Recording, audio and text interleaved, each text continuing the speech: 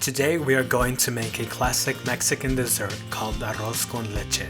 First of all, we are going to be needing 1 small pot, 1/2 cup of sugar, 1 12 fluid ounce can of evaporated milk, 2 cinnamon sticks, 4 cups of water, 1 cup of rice.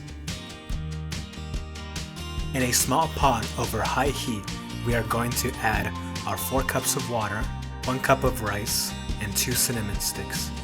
Mix the ingredients together and bring to a boil. Once boiling, we can cover our pot and reduce the heat to a simmer. Cook for 20 minutes.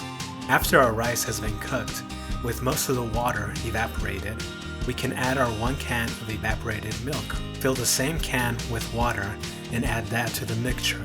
And finally, add our 1/2 cup of sugar. Mix the ingredients together and slowly bring back to a boil. Stir occasionally as we do not want the milk to stick at the bottom of the pot. Once boiling, we can remove the pot from the heat, let cool, and now we are ready to serve.